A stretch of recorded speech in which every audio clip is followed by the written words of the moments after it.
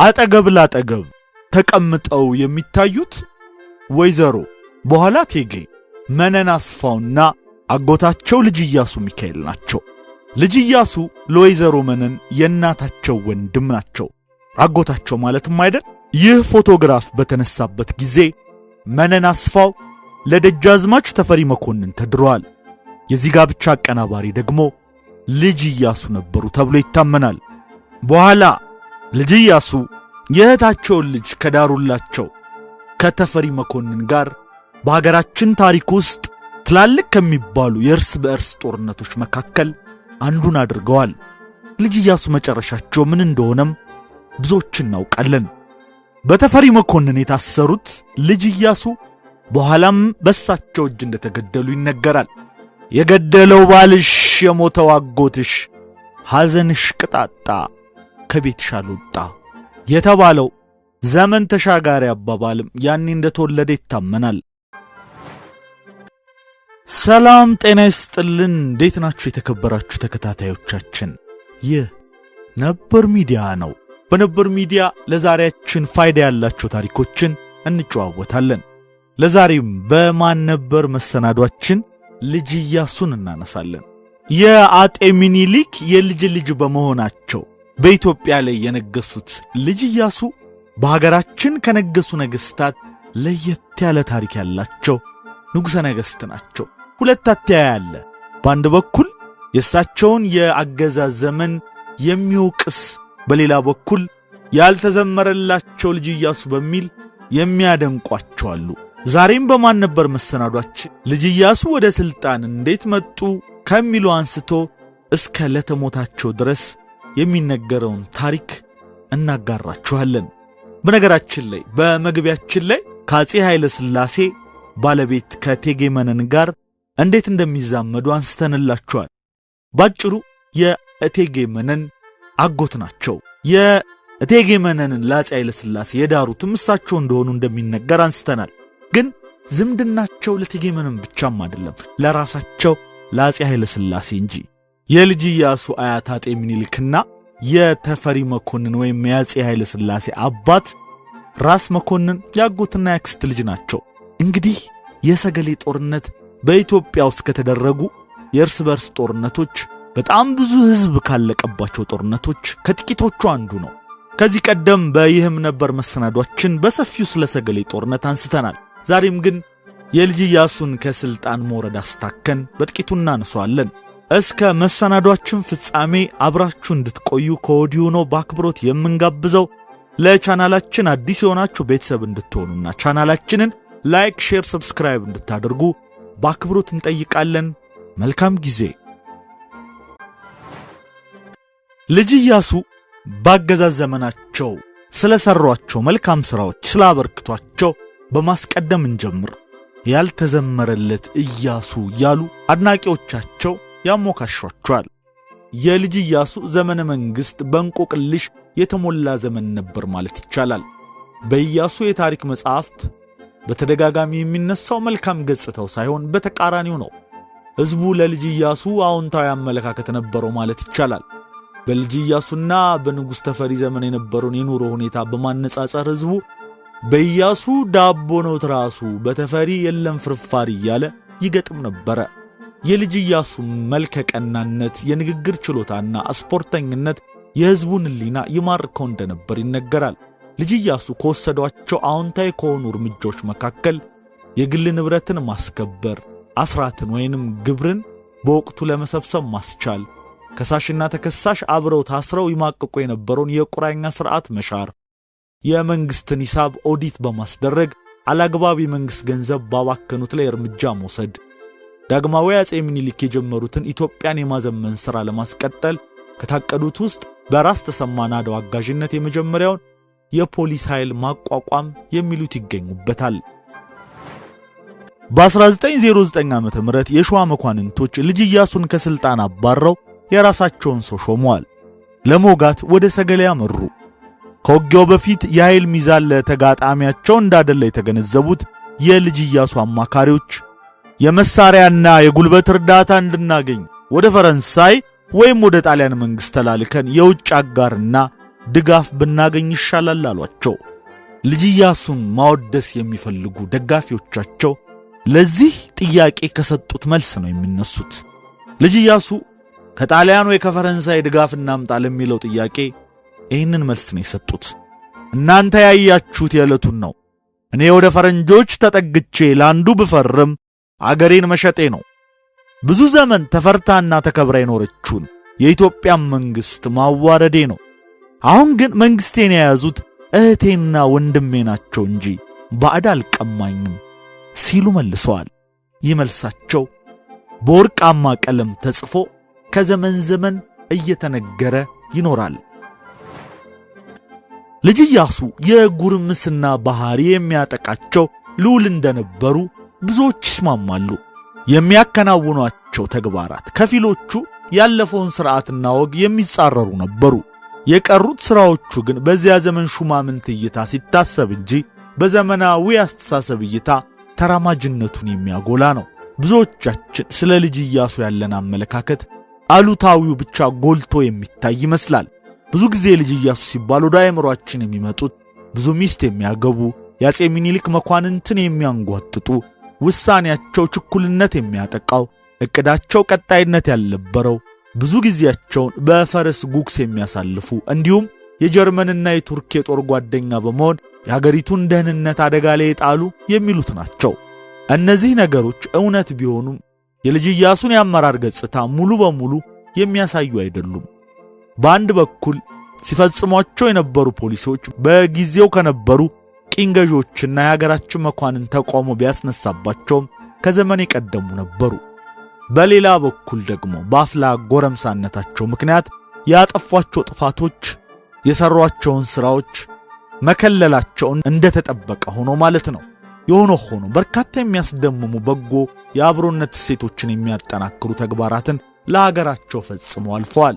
የሰሯቸውን የተወሰኑ ሥራዎችና በእሳቸው ጊዜ የተፈጸሙ ጉዳዮች እስኪ ባጭሩ እናያቸው። አንደኛ፣ ልጅ ኢያሱ በስልጣን ዘመናቸው ልዩ ትኩረት ሊሰጧቸው ከፈለጉ ጉዳዮች መካከል ዋናዎቹ የሀገሪቱ ዳር ድንበር የተወሰደው ተመልሶ ያለውን በጥብቅ ተከልሎና ተከብሮ እንዲቆይ፣ የኢትዮጵያ ሕዝቦች ምንም አይነት ብሔር ይኖራቸው በኢትዮጵያዊነታቸው ብቻ እኩልነታቸው እንዲረጋገጥ፣ ዜጎች ባህልና ሃይማኖታቸው በነጻነት እንዲያራምዱና መላው ኢትዮጵያዊ እኩል የሀገር ፍቅር ኖሯቸው ብሔራዊ ስሜታቸው እንዲያንሰራራ ማድረግ ነው። ሌላው ቀርቶ በባለርስትና በጭሰኛው መካከል የነበረውን የሰፋ ልዩነት ለማጥበብና የተሻለ ቅርርብ ኑሮ አላስፈላጊ የጉልበት ብዝበዛ እንዲቀንስ አዋጅ ጭምር አውጥተው ነበር። ሁለተኛ፣ ልጅ ኢያሱ ምንም እንኳ ዕቅዳቸው ባይሰምርም ሁሉን የኢትዮጵያ ሕዝብ በማስተባበር ኤርትራን፣ ጅቡቲን፣ የበርበራና የሞቃዲሾ ሶማሊያን የማስመለስ ዕቅድ ነበራቸው። ሦስተኛ፣ ይህንኑ ዓላማ ለማሳካት ከኢትዮጵያ ብሔር ብሔረሰብና ልዩ ልዩ ሃይማኖቶች ስብጥር 380 ሺህ ያህል ወታደር የመለመሉ መሪ ናቸው። አራተኛ፣ የመንግሥት ግምጃ ቤት ያለ አግባብ ሲመዘበር እንደነበር ተረድተው ምዝባሪዎቹ በሕግ አግባብ የሚጠየቁበት ወደፊትም ምዝበራ እንዳይካሄድ መከላከል የሚቻልበትን የኦዲት አገልግሎት የመሠረቱ ቀዳሚ መሪ ናቸው። አምስተኛ፣ ጥሩምቡሌ የተባለውን የከተማ ዘበኛ ያቋቋሙ አርቆ አሳቢ መሪ ነበሩ። ስድስተኛ፣ ፈረሴ ቀይ ባህር ውሃ ሳይጠጣ ዘውድ አልጭንም በማለት አቤቶ፣ ልጅ፣ አባጤና፣ ወራሴ መንግሥት፣ ልዑል እየተባሉ መግዛትን የመረጡ መሪ ናቸው። ከዚህ በተጨማሪ ግዛቴ ከዚህ ድረስ ነው ብለው ዘንጋቸውን ጅቡቲ ቀይ ባህር ድረስ ላይ መትከላቸው በታሪክ መዝገብ ላይ ሰፍሮ ይገኛል። ልጅ ኢያሱ ከጀርመንና ከቱርክ ጋር የማበር አዝማሚያ ያሳዩት ስልጣን ከያዙበት ጊዜ ጀምሮ ሲሆን ከጀርመናዊቷ ኦስትሪያም መሳሪያ ለመግዛት ተዋውለው ነበር። ከዚህም ባለፈ ጀርመንን ለማገዝ ወደ ቀድሞዋ ታንጋኒካ የሆኗ ታንዛኒያ ወታደር ልከዋል። እነዚህ ወታደሮች አሩሻ በተባለው ግዛት ስለቀሩ ከአካባቢው ሕዝብ ጋር በጋብቻ ተሳስረው በአሁኑ ወቅት የልጅ ልጃቸው ወደ 700 ቤተሰብ የሚሆኑት እዚያ ቀርተዋል። ታንዛኒያ ነጻ ስትወጣ በግርማዊ ቀዳማዊ ኃይለ ሥላሴ ዘመነ መንግሥት ኢትዮጵያ ለታንዛኒያ ባደረገችው ድጋፍ ምክንያት ሌሎች የውጭ ሀገር ሰዎች ሲባረሩ እነዚህ ኢትዮጵያውያን በግብርና የመኖር መብታቸው ተጠብቆላቸዋል። በሌላ በኩል እንግሊዞችና ጣሊያኖች የተካፈሏትን ሶማሊያ ነፃ ለማውጣት ሲንቀሳቀስ ለነበረው ለሰይድ መሐመድ አብደላ የገንዘብ የመሳሪያና የስንቅ ድጋፍ አድርገዋል። ያደረጓቸው እነዚህን የመሳሰሉ ድጋፎች በአካባቢው በነበሩ ቅኝ ገዢዎች ባለመወደዱ ለልጅ ኢያሱ ጉድጓድ እንዲምሱ ምክንያት ሆኗቸዋል። 8ኛ የእስልምና ሃይማኖት ተከታይ የሆኑ ዜጎች በውትድርና ሙያ በብዛት ተመልምለውና ሰልጥነው አገራቸውን ከጠላት እንዲከላከሉ ፖሊሲ የነበራቸውና ፖሊሲውንም በተግባር በመፈጸም ላይ የነበሩ መሪ ናቸው። 9ኛ የኢትዮጵያን ዳር ድንበር ሀገር ተዘዋውሮ በመጎብኘት ከክርስቲያንም ከሙስሊም ሴቶች ጋር ጋብቻ በመፈጸም የኢትዮጵያዊነትን ስሜትና መንፈስ በፖለቲካ ጋብቻና በሰላማዊ መንገድ ለማጠናከር የሞከሩ ብቸኛ መሪ ነበሩ። እንደሚታወቀው የኢትዮጵያ ሕዝብ ብዙ ቅጽ የሚሆኑ የታሪክ ሁነቶችን በአጭር ስንኝ የመቋጠር አስደናቂ ችሎታ አለው። አጭሯ የሥልጣን ዘመናቸውም የጥጋብ ጊዜ እንደነበረች የሚጠቁሙ ስንኞች አሉ። በኢያሱ ዳቦ ነው ትራሱ የሚለው ስንኝ ከነዚህ መካከል ይጠቀሳል። ልጅ ኢያሱ በግዞት በነበሩበት በንግሥት ዘውዲቱ ጊዜ በአንዳንድ ግዛቶች ችግር ተከስቶ ነበርና ወዴት ነው ያለኸው ኢያሱ አባጤና፣ ችግር ሊገለን ነው እባክህ ቶሎና ተብሎም ተገጥሞላቸዋል። የኢትዮጵያ የ5000 ዓመት ታሪክ ካልተዘመረለት ኢያሱ እስከ ተዘመረለት ኢህአዲግ መጽሐፍ 2 የአጥናፍ ሰገድ ይልማን መጽሐፍና ሌሎችንም ምንጮች ዋቢ በማድረግ እንጀምር። የአጥናፍ ሰገድ ይልማ መጽሐፍ የኢትዮጵያ የ5000 ዓመት ታሪክ ካልተዘመረለት ኢያሱ እስከ ተዘመረለት ኢህአዲግ መጽሐፍ 2 የኢትዮጵያ 5000 ዓመት ታሪክ ካልተዘመረለት ኢያሱ እስከ ተዘመረለት ኢህአዲግ ይሰኛል። አስቀድመን ያልተዘመረላቸው ልጅ ኢያሱ ሲሉ አድናቂዎቻቸው እንዴት እንደሚያሞካሿቸውና አበርክቶቻቸውን እንዴት እንደሚጠቅሱ አስቀድመን ለናንተ በማቅረብ ጀምረናል። አሁን ደግሞ ወቃሾቻቸው፣ ከሳሾቻቸው ግድፈቶቻቸውን እንዴት አድርገው እንደሚዘረዝሩ እንነግራችኋለን። በዋናነት ልጅ ኢያሱ የአመራር የባህሪ ግድፈቶች አሉባቸው ነው የሚሉት። ልጅ ኢያሱ በአንደኛው የዓለም ጦርነት ወቅት የነበረውን የኃይል አሰላለፍና ሚዛን ከግምት ውስጥ ሳያስገቡ ከጀርመን መንግስት ጋር መተባበራቸው፣ በሌላ በኩል ደግሞ አንድ የኢትዮጵያ ንጉሥ ሊፈጽማቸው ከሚገቡ ሥርዓቶች መካከል አንዲትን ሴት በሥርዓተ ተክሊል አግብቶ መቀመጥን፣ በኢትዮጵያ ጸንቶ የኖረውን የኦርቶዶክስ ተዋሕዶ ሃይማኖትን ጠብቆ መኖርን፣ ለንጉሥነት የተገባውን ክብርና ሞገስ በግልጽም ይሁን በስውር መጠበቅን የሚሉትን ንጉሣዊ ተግባራትን ተላብሰው ያለ መገኘታቸውን ያነሳሉ። ሌላው የጠሉትን ሰው በሐሰት እያስወነጀሉ ማሰራቸው፣ የግል ባህሪያቸው ተቃርኖ የሞላበትና ቀጣይነት የሌለው መሆኑ፣ የከተማ ዘበኛ አቋቁሞ ራሳቸው ግን የሰዓት እላፊ ገደቡን እየጣሱ ከነርሱ ጋር መታኮሳቸው፣ ከሁሉም በላይ ደግሞ ከአድዋ ድል በኋላ በዳግማዊ አጼ ምኒልክ ዘመነ መንግሥት የተደላደለውን ፖለቲካዊና ዲፕሎማሲያዊ መስተጋብር ማናጋቱ ትልቁን ስፍራ ከስህተቶቻቸው መካከል ትልቁን ስፍራ ይይዛል ብለው ይጠቅሳሉ።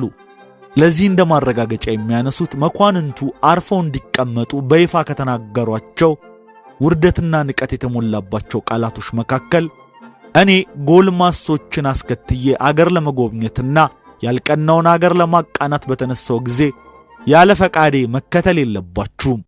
ወፍራችኋል፣ ሸምግላችኋል፣ በዘመናችሁ አባቴን ተከትላችሁ አገር አቀንታችኋል። አሁን ግን ሸሽታችሁ አታመልጡም፣ አባራችሁ አትጨብጡምና ተመልሳችሁ በየሥራችሁ ጠንክሩ የሚል ንግግር ይገኝበታል።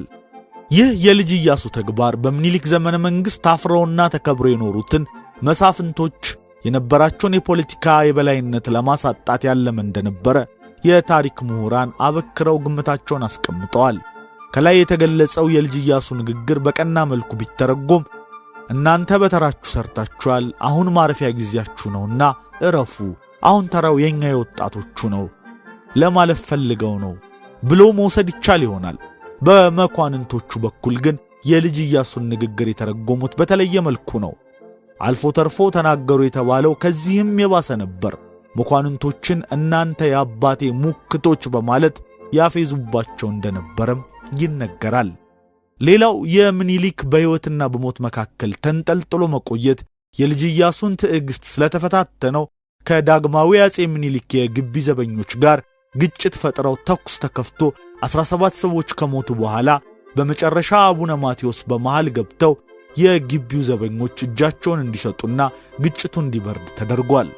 የልጅ ኢያሱን ስም በመጥፎ ካስነሱት ተግባራት አንዱ ደግሞ የጊሚራ ዘመቻ የተባለውን መርተው እጅግ በርካታ ዜጎችን ለሞትና ለባርነት መዳረጋቸው ይጠቀሳል። ሌላው የሸዋ መኳንንቶች የማዳከሙ የልጅ ኢያሱ ፖሊሲ ከፍተኛ ደረጃ ላይ የደረሰው አባቱን ንጉሥ ሚካኤልን የወሎና የትግራይ ንጉሥ አድርጎ በደሴ ከተማ በተከናወነው የንግስ ሥርዓት ላይ መሾማቸው ነበር። ለዘውዱ ክብረ በዓሉ ሞገስ ለመስጠት ሲባል ልጅ ኢያሱ ከምኒልክ ቤተ መንግሥት ዘውድ ሉልና የሥርዓተ ንግስ ልብስ ይዘው ለአባታቸው ለንጉሥ ሚካኤል ወስደዋል። የታወቁ የሸዋ መኳንንትን ከሹመት ለመሻርና የቆየውን የአያታቸውን የሸዋ አገዛዝ ሥርዓት አፍርሶ በራሳቸው በመሰላቸው መንገድ እንደሚለውጡት መናገራቸው ይበልጥ ተቀባይነታቸውን እያሳጣው መጣ። ሞግዚታቸው ራስ ተሰማ ናደው ታሞ ሲሞቱ ገና በዕድሜ ያልበሰሉ ስለነበሩ በምትካቸው ማን ይመደብልዎ ተብለው በሸዋ መኳንንቶች ሲጠየቁ ማንንም አልፈልግም ራሴ እመራለሁ በማለት ያለማንም አማካሪ በራሳቸው መንገድ አገሪቱን ለመምራት ማሰባቸውና በዚህም ምክንያት የሚፈጽሟቸው ተግባራት ሁሉ የነበረውን ያስተዳደር ሥርዓትና ዘይቤ የሚቃረም በመሆኑ በሸዋ መኳንንቶች ዘንድ ግራ መጋባትና ቅሬታን አስከትሏል። በ1923 ዓ.ም የተደነገገውን ሕገ መንግሥት በዋናነት የጻፉት ምሁርና ፖለቲከኛ የነበሩት ፊታውራሪ ተክለሐዋርያት ተክለ ማርያም ለልጅ ኢያሱ ከተናገሩት ውስጥ ድሬዳዋ በሚገኝ በአንድ የካቶሊክ ቤተ ክርስቲያን የእምነቱ ተከታዮች ተሰብስበው የጸሎት ሥነ ሥርዓት በሚያከናውኑበት ወቅት ልጅ ኢያሱ ቤተ ክርስቲያን ውስጥ ገብተው ላይተር አውጥተው በመለኮስ ሲጋራ ማጨሳቸው ለክርስቲያን ሃይማኖት ያላቸውን ንቀት ያሳያል በማለት ገልጸውታል። አስተያየታቸውንም ሲያጠቃልሉ ልጅ ኢያሱ የአባታቸውን የዘውድ አገዛዝ ለመረከብ በፍጹም የማይበቁ ሰው ከመሆናቸውም በላይ የኢትዮጵያን የግዛት ሉዓላዊነትና የሕዝቡን አንድነት ለማስጠበቅ ኢያሱ ከስልጣን ከነጭራሹ መወገዳቸው አስፈላጊ ነው በማለት በአጽንኦት አስረድተዋል። ልጅ ኢያሱ ማንም ሰው እንዳይከተላቸውና እንዳይገዛላቸው በጳጳሱ ተወግዘው ከስልጣናቸው እንዲወገዱ መደረጋቸውን ሐረር ሆነው ሲሰሙ በተወሰነባቸው ውሳኔ ተበሳጭተው በከተማው ረብሻ እንዲነሳ ማድረጋቸውም ተነግሯል። ልጅ ኢያሱ ከአባታቸው ከወሎ ገዥ ከንጉሥ ሚካኤልና የዳግማዊ አጼ ምኒልክ ልጅ ከሆኑት ከእናቱ ከወይዘሮ ሸዋረጋ ምኒልክ በወሎ ጠቅላይ ግዛት ተወለዱ።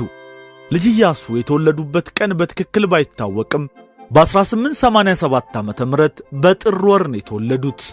ዳግማዊ አጼ ምኒልክ በሕመም እየተዳከሙ በመጡበት ሰዓት ከእርሳቸው የተወለደ ወንድ ልጅ ባለመኖሩና የዙፋን ውርስ ለሴት ልጅ ማስተላለፍ በነበረው ባላባታዊ ሥርዓት የተለመደ ባለመሆኑ ዙፋናቸውን ማን እንደሚወርሰው ለመወሰን ተቸግረው ነበር። በመጨረሻም ዳግማዊ አጼ ምኒልክ ሕመማቸው ጸንቶ ወደ ደብረ ሊባኖስ ለመሄድ በተዘጋጁበት ወቅት ልጅ ኢያሱ አልጋ ወራሻቸው መሆናቸውን ለሚኒስትሮቻቸው ነገሯቸው። ልጅ ኢያሱም በሞግዚታቸው በራስ ተሰማና በቤተ ክርስቲያን ሊቃውንት ምክር አማካኝነት ዕድሜያቸው በሰል እስኪልና ከባለቤታቸው ጋር ያለው ጋብቻ በቤተ ክርስቲያን ሥርዓት መሠረት እስኪፈጸም ድረስ ንግሥናቸው ላልተወሰነ ጊዜ እንዲተላለፍ ተወሰነ።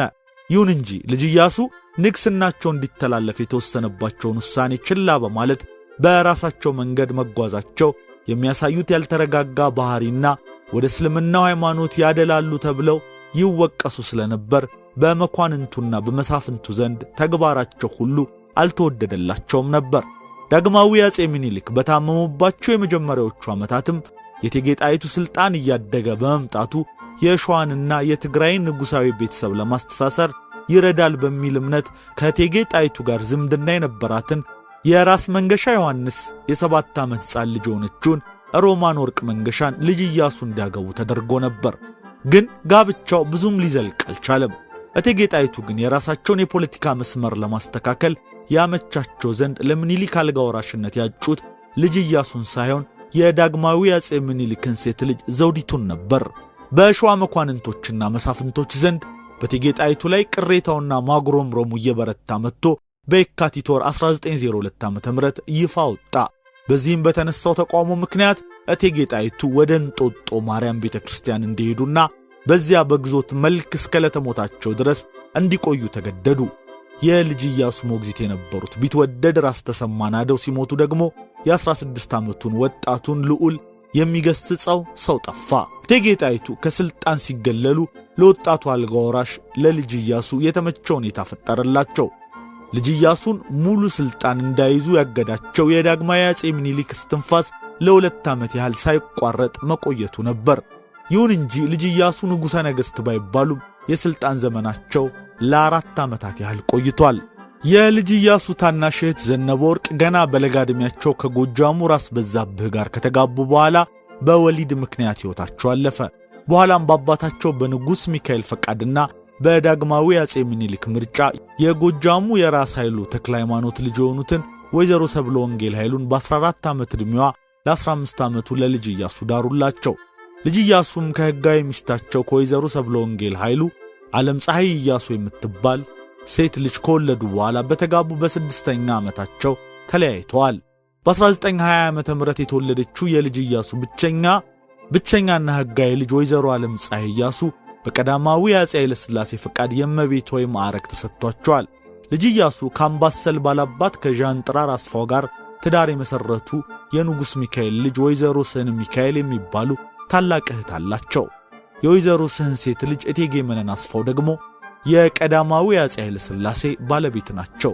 ከልጅ ኢያሱ አባት ከንጉሥ ሚካኤል የሚወለዱት ወይዘሮ ተዋበች ደግሞ የትግራዩ ገዥ የልዑል ራስ ስዩም መንገሻ ሚስት ነበሩ።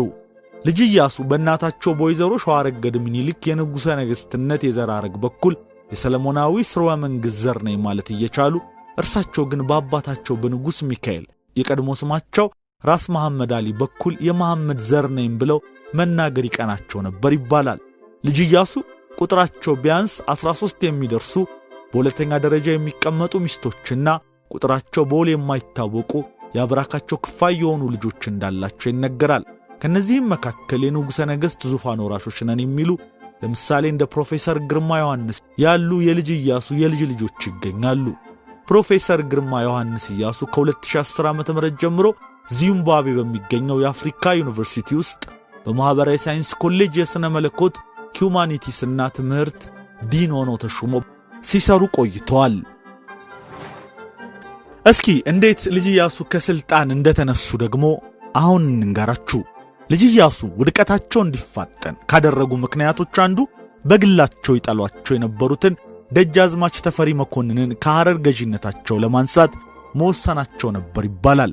ውሳኔያቸውን ለደጃዝማቹ ለማሳወቅ በሚወዳቸው ሕዝብ ፊት ማድረግ ስላልፈለጉ በግንቦት ወር 1908 ዓ.ም ደጃዝማቹን ከሐረር ወደ አዲስ አበባ አስጠሯቸው። እስከ ነሐሴ 10 ድረስ በደጅ ጥናት ካንገላቷቸው በኋላ ሽረታቸውን እንደ ደንቡ በሕዝብ ፊት ነጋሪት አስጎስመው ሳይሆን በድብቅ ነግረው የከፋና የማጃ አውራጃ አስተዳዳሪ አድርገው ሾሟቸው። ይህን ካደረጉ በኋላ ወደ ሐረር ተጓዙ። ደጃዝማቹን በተፈጸመባቸው ሽረት ምክንያት ወደ መፈንቅለ መንግሥት ጠንሳሾቹ ጎራ ተቀላቀሉ። ልጅ ኢያሱ በሐረር ካፈሯቸው ወዳጆቻቸው ጋር ጋጠወጥ ተግባራቸውን ሲቀጥሉ የልጅ ኢያሱ ወቃሾች ይህን ይላሉ። ልጅ ኢያሱ በሐረር ካፈሯቸው ወዳጆቻቸው ጋር ጋጠወጥ ተግባራቸውን ሲቀጥሉ በሸዋ የመፈንቅለ መንግሥት ሴራ እየተጎነጎነ መሆኑን መስማታቸው አልቀረም። ነገር ግን ወሎ አባቴ ነው፣ ትግሬ የእህቴ ነው፣ በጌ ምድርን አባቴ ያስተዳድራሉ፣ ስለዚህ ሸዋ ቢዶልት የት ይደርሳል? አሁንም ሄጄ ሽንቴን ልሽናብህ ብለው አፉን ከፍቶ ይሰጠኛል እያሉ ራሳቸውን አታለሉ ሲሉ ይናገራሉ። ልጅ ኢያሱ በሐረር መክረማቸው ለሴራው ጊዜ የሰጣቸው የሸዋ መኳንንት በሙሉ ወረዳ በግዞት የነበሩትን የአፄ ምኒልክ ልጅ ወይዘሮ ዘውዲቱን ንግሥተ ነገሥታት ለማድረግ የራስ መኮንንን ልጅ ደጃዝማች ተፈሪን አልጋ ወራሽና የመንግሥቱ ባለሙሉ ሥልጣን እንደራሴ ለማድረግ ወሰኑ። ለዚህ ውሳኔያቸው አስፈላጊ የሆኑትን አቡነ ማትያስን ከጎናቸው አድርገው መስከረም 17 1909 ዓ.ም የልጅ ኢያሱን ክስ ካሰሙ በኋላ ሽረቱንና ሹመቱን በይፋ ለሕዝብ ገለጹ።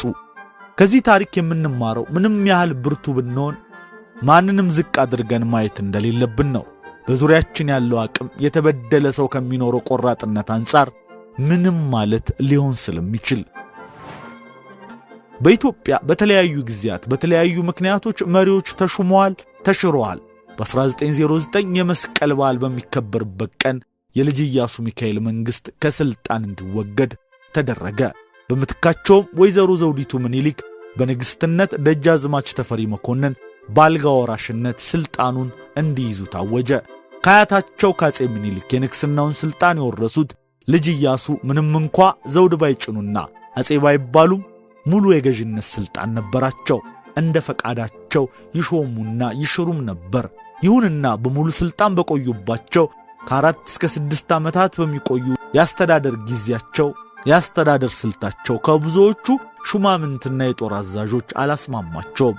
ልጅ ኢያሱ ልጅነታቸውን ሳይጨርሱ የንጉስነት ፈላጭ ቆራጭ ስልጣን ቢይዙም ለዋዛ ፈዛዛ ተጠቀሙበት ተብለው ታሙ። በሕዝቡ ዘንድ ለንግስና ማዕረግ የተገባ አይደለም ተብሎ የሚታመንበትን ድርጊት በግልጽ የብዙ ሴቶች አፍቃሪ በመሆናቸው ተተቹ። ለመሪነት ሲታጩ መጠበቅ እንዳለባቸውና ግዴታ የገቡበትን ሃይማኖት እየገፉ ለእርስ በርስ ጦርነት የሚጋብዝ ድርጊት እየፈጸሙ ነው ብሎ ሰራዊቱ ተናደደባቸው። ስለዚህ ከስልጣናቸው ለመውረድ የጦር አዛዦች፣ አገረ ገዢዎች፣ የአዲስ አበባ ጥበቃ ወታደሮች ውስጥ ለውስጥ አደሙባቸው። እንደ ራስ ተፈሪ ያሉ ከግዛታቸው በመሻራቸው የተናደዱ መኳንንትም አድማውን አደመቁት። በመጨረሻም መስከረም 17 1909 ከስልጣናቸው የሚወገዱበት ቀን እንዲሆን ተቆረጠ። መስከረም 17 አርብ ቀን ነው። ከረፋዱ 5 ሰዓት ላይ ከምኒልክ ቤተ መንግሥት ጉባኤ ተጠራ። ሚኒስተሮችና የወታደር አለቆች በተገኙበት የልጅ ኢያሱ ጥፋቶች ተነበቡ። የጦር ሚኒስትሩ ፊት አውራሪ ሀብተ ጊዮርጊስ ዲነግዴም እያንዳንዱ ተሰብሳቢ ድምፅ እንዲሰጥ አድርገው አብዛኛው ተሰብሳቢ ልጅ ኢያሱ እንዲሻሩ ወሰነ። የንግሥት ዘውዲቱንና የራስ ተፈሪንም ሹመት ተቀበለ። ግን አዋጁ ከመነገሩ በፊት ልጅ ኢያሱ ከጥፋታቸው እንዲመለሱ ይጠይቁ የሚል ሌላ ሐሳብ በመቅረቡ ቁጣ ገነፈለ። በድንገትም አንድ ጥይት በመተኮሱ በተጠንቀቅ የነበረው ሁሉ መተኮስ ጀመረ። እስከ 10 የሚደርሱ ሰዎችም በተባራሪ ጥይት ሞቱ። ከጥቂት ጊዜ በኋላ ሊጋባው በየነ ባለህ እርጋ ብለው ስላስታወቁ ተኩስ ቆሞ የስልጣን ዝውውሩ ተፈጸመ። ይህ ሁሉ ሲሆን ልጅ ኢያሱ ሐረር ነበሩ። መሻራቸውን ሲሰሙ ጦር ልከው መኢሶሌ ለመዋጋት ሞከሩ። አልተሳካላቸውም። ከሐረር ሸሽተው በአፋር በኩል ወደ አባታቸው ግዛት ደሴ ሄዱ። በግዞት በርስታቸው ላይ የነበሩት ንግሥት ዘውዲቱም በክብር አዲስ አበባ መጥተው በዙፋን ላይ ተቀመጡ። ልጃቸውን ከስልጣን መውረድ የተቃወሙት ንጉሥ ሚካኤል ወደ አዲስ አበባ ለጦርነት ተነሱ። ግን ሰገሌ ላይ ሰራዊታቸው ድል ሆኖ እሳቸውም ተማረኩ። ልጅ ኢያሱም ከደጋፊዎቻቸው ጋር ሆነው ደሴ ላይ ውጊያ ቢያደርጉም ስለተሸነፉ ወደ አፋር በረሃ ገብተው ተሸሽገው ቆዩ። ከ4 ዓመታት በኋላ ትግራይ ግዛት ውስጥ ስለተገኙ ታሰሩ። ልጅ ኢያሱ በ1909 ዓ.ም ከስልጣናቸው ከተወገዱ በኋላ ከ4 ዓመት በኋላ በ1913 ዓ.ም ትግሬ ላይ ተይዘው ወደ ሸዋ በመጡ ጊዜ መጀመሪያ ኮረማሽ ላይ በእስረኝነት እየተጠበቁ 6 ወር ያህል ተቀምጠው ነበር። ኋላ ግን ፍቼ ከተማ ላይ ባለፎቅ የሆነ ቤት ተሰርቶላቸው በ1914 ዓ.ም ህዳር 29 ቀን ወደዚያ ተዛውረው በልዑል ራስ ካሳ እጅ እየተጠበቁ በምቾት ስፍራ እንዲቀመጡ ተደረገ። ልጅ ኢያሱን አድነው የያዟቸውና ወሎ ድረስ ሄደው ለልዑል አልጋ ወራሽ ተፈሪ መኮንን ያስረከቧቸው የአፄ ዮሐንስ የልጅ ልጅ የሆኑት ራስ ጉግሳ አርአያ ናቸው። ራስ ጉግሳ ልጅ ኢያሱን ከመያዛቸው አስቀድሞ ተንበርክከው የልጅ ኢያሱን ጫማ መሳማቸው ይነገራል። ይህ የራስ ጉግሳ አድራጎት የሚያመለክተው በወቅቱ በነበረው ዘውዳዊ ሥርዓት በተዋረድ ተላልፎ ለተሰጠ ንጉሣዊ ሥልጣን ያሳዩት የነበረው ክብር ምን ያህል እንደነበረ ያስረዳል። በኋላ ላይ ልጅ ኢያሱ እጃቸው ተይዞ ወደ አዲስ አበባ ከመጡ በኋላ በሰሜን ሸዋ የዳግማዊ አፄ ምኒልክ ያጎት ልጅ ለሆኑት ለሰላሌው ገዥ ለልዑል ራስ ካሳ ኃይሉ ዳርጌ እስረኛ ሆነው ተላልፈው ተሰጡ። ልዑል ራስ ካሳ ኃይሉ መኖሪያቸው በሆነው በፍቼ ከተማ ውስጥ ልዩና ምቹ የሆነ የመኖሪያ ክፍል ተዘጋጅቶላቸው እንዲቀመጡ አደረጉ። ልጅ ኢያሱ ታስረው በነበሩበት በዚህ ወቅት የልዑል ካሳ ኃይሉን ባለቤት የልዕልት ጽጌ ማርያም በሻህን ድርጊት ማስታወስ ያስፈልጋል። ከስልጣን የተባረሩት ልጅ ኢያሱ በልዑል ራስ ካሳ መኖሪያ ቤት ውስጥ በቁጥጥር ስር በነበሩበት ወቅት ልጅ ኢያሱን በሚመገበው ምግብ ላይ መርዝ ጨምረው ሊገለው የሚችል ሰው ሊኖር ይችላል ብለው ስለሰጉ የልጅ ኢያሱ ምግብ በሙሉ በልዕልት ጽጌ ማርያም እንዲዘጋጅ ከባለቤታቸው ጋር ተስማምተው ነበር። ልዕልት ጽጌ ማርያምም ምግቡን ለማዘጋጀት ሽንኩርት ከመክተፍ ጀምሮ በእሳት ላይ ድስት ጥዶ ወጥ እስከ መስራት ድረስ ያለውን ዝግጅት በሙሉ ራሳቸው በመስራትና ምግቡ ከተዘጋጀም በኋላ በሳጥን ቆልፈው ልጅ ኢያሱ ወደሚኖርበት የቤታቸው ፎቅ ውስጥ ወደሚገኘው ክፍል ይልኩታል። የዚህን ሳጥን ቁልፍ የሚይዙት ልዕልት ጽጌ ማርያምና ልጅ ኢያሱ ብቻ እንደነበሩ ተዘግቧል። በዚህም ሳሉ የቀድሞ ወዳጆቻቸውና ባለሟሎቻቸው እርሳቸውን ከእስር ቤት ለማስወጣትና በመንግሥት ሥልጣን ላይ መልሶ ለማቆም በየጊዜው ይሞክሩ ነበር። ለምሳሌ እነ ወይዘሮ ፀሐይ ወርቅ ዳርጌ በልዑል አልጋ ወራሽ ራስ ተፈሪ ላይ አደጋ ለማስጣልና ልጅ ኢያሱን መልሶ ለማቆም በ1917 ዓ.ም ያደረጉት ሙከራ ሳይሳካ ቀርቶ እንደታሰሩ ታሪክ ያውሳል። በዚህም ምክንያት እንዲህ ተብሎ ተገጥሞ ነበር። የበላሁት ጮማ ሆዴን ቆረጠው፣ እንደምን አድርጌ ተፍቼ ላውጣው ሲሉ በቅኔ ፍቼንም መጥፋትንም ጠቅሰው ገጥመው ነበር። አሁንም በዚሁ ዘመን ራስ ኃይሉ ልጅ ኢያሱን ከታሰሩበት ለማስወጣት ሲጻጻፉና በገንዘብም ሆነ በምክር ሲረዱ ከቆዩ በኋላ ነገሩ ተገልጦባቸው እንደተያዙ ልንመለከት ነው። የራስ ኃይሉ ልጅ ወይዘሮ ሰብለ ወንጌል ከልጅ ኢያሱ አንዲት ሴት ልጅ ወልደው ነበር። የልጅቷም ስም ወይዘሮ የዓለም ፀሐይ ኢያሱ ነው። ራስ ኃይሉም ልጅ ኢያሱ ከእስር ቤት እንዲያመልጡ ድጋፍ ያደርጉ ነበር። ይህም ልጅ ኢያሱ ከልጃቸው ጋር በነበረው ግንኙነት ምክንያት እንደነበር ይታመናል።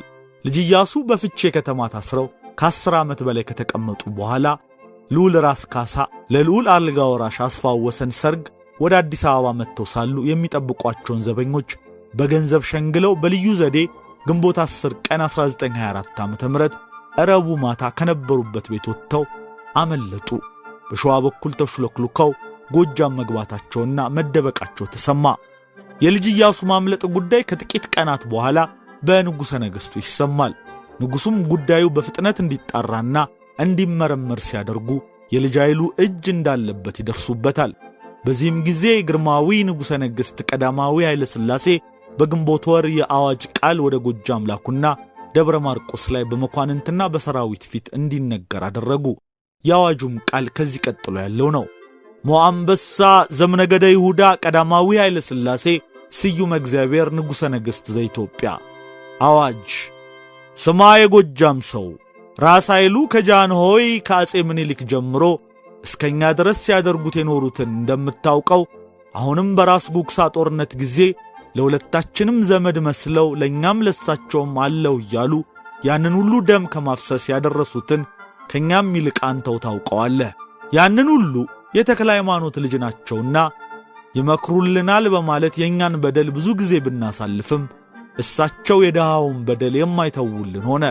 እንኳን በባለ አገሩ በቤተ እግዚአብሔር በኩል እየተጋፉ የሰሩት እጅግ የበዛ በመሆኑ የሚገባውን ሙሉ ቅጣት ፍርድ ከፍለን እሳቸው ለወረሱት ደሃ ገንዘብ መክፈያ ብለን አገው ምድርንና የበርና የገበያውን ቀረጥ ይዘን የቀረውን እንደያዙ ይሁን ብለን ብንመራቸው እያጠፉ መማር ሲበዛላቸው ጊዜ እጅግ ከልክ አልፈው 2 ወር እንኳን ሳይሞላ ካለፈው ሥራቸው የባሰ ደግሞ ሸዋና ጎጃምን አዋክተው አገር ለማስጠፋት ሃይማኖት ያናወጹት ከምዕመናን የተለዩት ልጅ ኢያሱን ከታሰሩበት ስፍራ ለማስወጣት የተላላኩት ወረቀት ከራሳቸው ከእጃቸው ላይ ተገኝቶ ለማስወጊያም የጦር መሳሪያ መስደዳቸው ተመስክሮ ይኸው እጃቸውን ይዘናቸዋል እና ከጎጃም የበደሉን እሳቸው ብቻ ናቸው እንጂ ከወታደርም ከባላገሩም ጠብ የለኝምና ዳኛህን እስክሰድልህ ድረስ ባለህ እርጋ።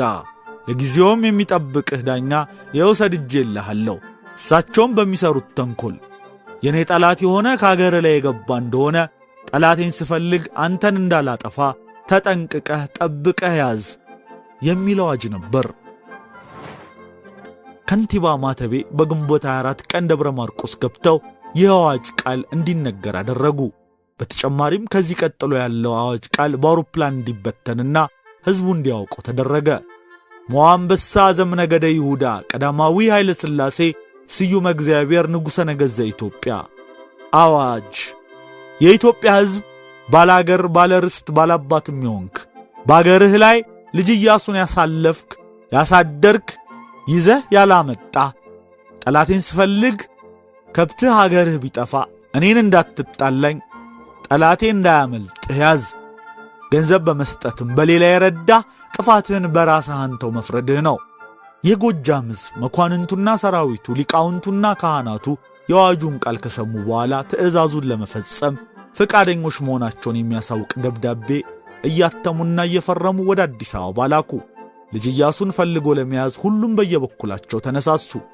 ከነርሱም መካከል ፊታውራሪ ገሰሰ በለው ከብላታ መኮንን ጋር ሆኖ ሲመረምር በአባይ ወንዝ በኩል ባለው ግዛቱ በሊበን ላይ ልጅ ኢያሱን አግኝቶ ስለያዛቸው የምስራቹን ወዲያው በስልክ ለአዲስ አበባ አስታወቀ።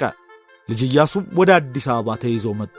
ከዚያም ወደ ሐረር ተወስደው ጋረ ሙለታ በግራዋ ከተማ ታስረው እንዲቀመጡ ተደረገ።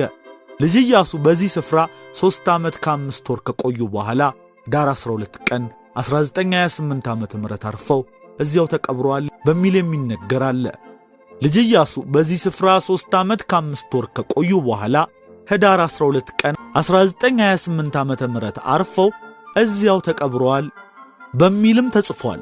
ሞታቸው አዲስ አበባ ላይ በተሰማ ጊዜ ስለ ክብራቸው 7 ጊዜ መድፍ ተተኩሶ በቤተ መንግሥት ሐዘን ተደርጓል። ራስ ኃይሉም ተይዘው ታሰሩ፣ የሞት ፍርድም ተፈረደባቸው። በኋላም ጳጳሳት ባደረጉት ምልጃ ግርማዊ ቀዳማዊ ንጉሠ ነገሥት የጳጳሳቱን ልመና ሰምተው የሞት ፍርዱን ምሕረት አድርገው ወደ እስራት ቀይረዋል። ስላወዛጋቢው የልጅ ኢያሱ አሟሟት አፈንዲ ሙጠቂ የጻፈውን እንደሚከተለው እናቀርብላችኋለን። የልጅ ኢያሱ ሞት ይፋ የወጣው በህዳር ወር 1928 ቀዳማዊ ኃይለ ሥላሴ ወደ ማይጨው ከመዝመታቸው 3 ቀን አስቀድሞ ነው። በአሟሟታቸው ዙሪያ ከሚነገሩት መካከል ልጅ ኢያሱ የተገደሉት ሐረር ውስጥ ነው። ልጅ ኢያሱ የተገደሉት አዲስ አበባ ገነተ ልዑል ቤተ መንግሥት ውስጥ ሲሆን የተቀበሩትም ከቤተ መንግሥቱ ቅጥር ግቢ ውስጥ ከሚገኘው ቅዱስ ማርቆስ ቤተ ክርስቲያን ክልል ነው።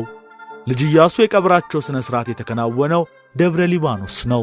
ልጅ ኢያሱ የተቀበሩት ሰንዳፋ ውስጥ ነው የሚሉት ይገኙባቸዋል።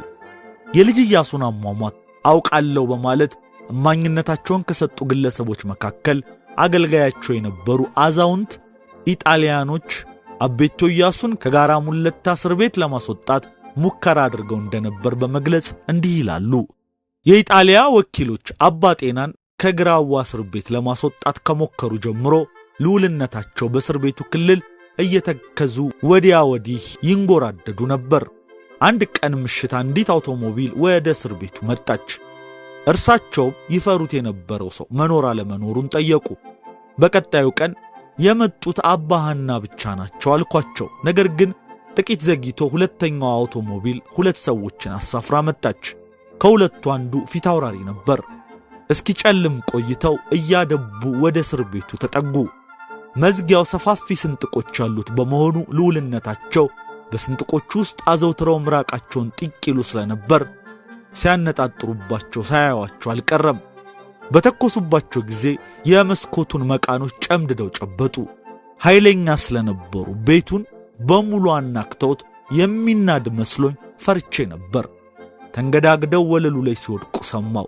ሬሳቸው በባቡር ተጭኖ ወደ አዲስ አበባ ከመወሰዱ በፊት 2 ነፍሰ ገዳዮች እንደ ባላዛር ሬሳቸው ላይ ተጎንብሰው አጓሩ። ሬሳቸው አዲስ አበባ እንደደረሰ ከፍተኛ ባለስልጣን ለባላምባራስ አበበ አረጋይ አስረከቡ። እንግዲህ ሬሳቸው ለዘላለም ያረፈበትን ቦታ የሚያውቁት ባላምባራስ አበበ አረጋይ ብቻ ናቸው። ይሁንና እኚሁ ሰው ደግሞ በ1953 በተሞከረው የመንግሥት ግልበጣ ጊዜ የመከላከያ ሚኒስትር ሆነው ነበርና በአረንጓዴው የገነተ ልዑል ቤተ መንግሥት አዛወለል ላይ ደማቸው ፈሶ ሞቱ። አባ ሐና ጅማም ተመሳሳይ ዕጣ ገጠማቸው። እንደ አዛውንቱ ምስክርነት ከሆነ አባ ሐና ጅማም ሆነ አበበ አረጋይ የልጅ ኢያሱን አስክሬን በተረካከቡበት ቦታ ላይ ስለተገደሉ ሚስጥሩ አብሮ ሞቷል ማለት ነው። ሌላኛዋ ለቤተ መንግሥቱ ቅርበት ያላቸው ሴት ደግሞ ለጎበዜ ጣፈጠ እንዲህ ብለው ነበር የተናገሩት። አባ ጤና ኢያሱ ከተሰኘው የጎበዜ ጣፈጠ ድርሰት የተወሰደ ነው። ዕለቱን አላስታውስም። ቢሆንም ልጅ ኢያሱ አርፈዋልና ቤተ መንግሥት እንድትመጡ የሚል መልእክት ተላለፈ። እኛም ማልደን ወደ ቤተ መንግሥቱ ሄድን። አዲስ አበባ ውስጥ የምንገኝ ወይዛዝርትና መኳንንት ተሰብስበን ስንላቀሷልን። ሬሳ ግን አልነበረም። እቴጌ መነን በጣም አዝነውና ተክዘው እንባቸውን ያፈሱ ነበር። ጃንሆይ በርኖሳቸውን ገልብጠው ደርበው ወንድሜ ወንድሜ በማለት ያለቅሱ ነበር። ልጅ ኢያሱን በታሸገ ባቡር አሳፍሬ ወደ አዲስ አበባ ልኬያቸዋለሁ በማለት ማንነታቸውን የሚሰጡት ብላቴን ጌታ ዶክተር ሎሬንዞ ትእዛዝ በበኩላቸው የቅዱስ ማርቆስ ቤተክርስቲያን ቄስ የነበሩ ገብረ መድኅን የተባሉ ግለሰብ እንዲህ በማለት ነግረውኛል ይላሉ። በቅዱስ ማርቆስ ቤተክርስቲያን ትይዩ የዱክ ቤት ይባል በነበረው ሕንጻ ሰገነት ላይ አንድ እጆቹን በሰንሰለት የታበተ ሰው ከቀትር በኋላ ዘውትር ሲመላለስ እናየው ነበር። ነገር ግን ጃንሆይ ወደ ጦርነቱ ከመዝመታቸው በፊት ሌሊቱን ጸሎተ ፍትሐት እንድናደርግ ታዘዝን። ሆኖም የሟቹን ሰው የክርስትና ስም የሚነግረን አልነበረም። ከዚያ በኋላ ያ ሰውዬ ይመላለስበት ከነበረው ሰገነት ላይ አልታየም። እኛም የሞቱት ልጅ ኢያሱ እንደሆኑ ተረዳን የሚለው ይገኝበታል። በጎህ መጽሔት ቅጽ 1 ቁጥር 5 በጥቅምት 1993 ገጽ 6 እና 22 ላይ የሰፈረው እንደሚያሳየው። ለዚሁ መጽሔት ቃለ ምልልስ የሰጡት የልጅ ኢያሱ የልጅ ልጅ ፕሮፌሰር ግርማ ዮሐንስ ኢያሱ ቄስ ገብረ መድኅን የተባሉት ሰው ከሰጡት ምስክርነት ጋር የሚጣጣም ቃል አሳትመዋል። ፕሮፌሰር ግርማ ልጅ ኢያሱ በ6 ኪሎ ዩኒቨርሲቲ ቅጥር ግቢ ባለው የዱክ ቤት አሁን ለፋክልቲ ዋና ሕንጻ የሆነው መታሰራቸው እውነት ነው። አፄ ኃይለ ሥላሴ ወደ ማይጨው ሐሙስ ከመዝመታቸው በፊት ማክሰኞ ሌሊት ልጅ ኢያሱ ተገድለው አሁን የዩኒቨርሲቲው የእግር ኳስ ሜዳ ከሆነውና ያኔ የቅዱስ ማርቆስ ቤተክርስቲያን አጸድ ከነበረው ስፍራ ተቀብረዋል ብለዋል። የተከበራችሁ የነበር ሚዲያ ተከታታዮች ለዛሬ በማን ነበር መሰናዷችን ያዘጋጀንላችሁ መሰናዶ የተከታተላችሁትን ይመስል ነበር። እንደወደዳችሁት እምነታችን ነው። ማንኛውም ሐሳባችሁን አስተያየታችሁን በኮሜንት ማስቀመጫው ላይ ልታስቀምጡልን ትችላላችሁ። ለቻናላችን አዲስ የሆናችሁ ቤተሰብ እንድትሆኑና ቻናላችንን ላይክ፣ ሼር፣ ሰብስክራይብ እንድታደርጉ በአክብሮት እንጠይቃለን። በሌላ የነበር ሚዲያ መሰናዶ እስክንገናኝ መልካም ጊዜ